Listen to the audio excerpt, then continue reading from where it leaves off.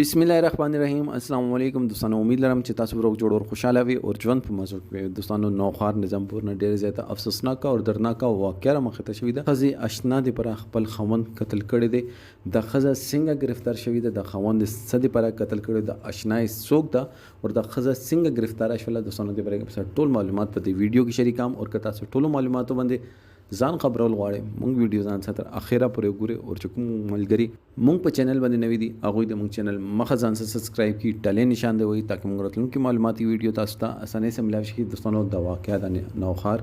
نظامپور علاقې مانکی دا چې خزه خپل آشنا دي پر چې تعلق د نظامپور نو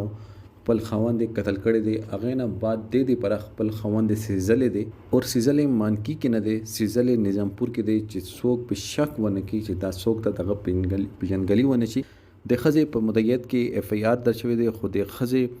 بیانات باندې د پولیسو د شک راغلو چې دا خزه خپل چې دا د ملزمه دغه د قتل کړي دي کله چې پولیسو هغه ریماند واخستلو نو دغه اعتراف وکړو چې ما خپل آشنا دی پر چې هغه عمر شپېتو کال ده خپل 150 کالو خوند دی د حرام رښتې دی پر قتل کړي دوستانو پښتنه ډیر زیات غیور او غیرتمند قوم نن سبا یا خو مونږ چې کوم ګناهانه کوو هغه زور مونږ نه وځي مونږ حرامه کوو هغه زور مونږ نه وځي مونږ خپل الواد باندې حرامه روټي خورو هغه زور مونږ نه وځي چې یو خزه خپل حلاله رشتہ پردي او یو حرامي رشتې ته دانګي او یو سړی چې دا هغه شپېتو کال عمر کې هغه د غلط کار کوي نو هغه عملونه ټیک نه دي علاقه خوړه په غیرت په نوم باندې مشهور و نن یو تور سره را پسیدلی دا چې هغه تعلق د علاقې خوړه نه ده هغه د منکی ده هغه نوخار علاقې ده او د نظامپور سړی چې کوم آشناو دغه په صلیب باندې د خپل خوند قتل کړو دوستانو مونږ په خپل معیارونو بسمره غورځي پښتون خو ډیر غیرتمند قوم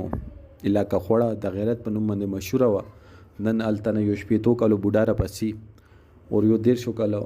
الګ قتل کوي وی خزه دی پره او بیا خپل طرف نه جیمز بانډ جوړ شي چې پولیس په دغه قاتل پسې بنرسي ار یو ملزم چې دا هغه ذهن کې یو سوال وي چې پولیس په اس کلمه پر نشي رسیدل خو جرم اس کله نه پټيږي ملزم اچ کرانه پټيږي مجرم اس کله نه پټيږي دوستانو الله پاک دې مونږ ټول باندې پرده را واچي ولې چې مونږ عملونه چې دي هغه ډیر زیات بیکاره دي دوستانو دې باره کې تاسو سره دا کمنټ سیکشن کې خپل رائے هر ضرور وکړئ والسلام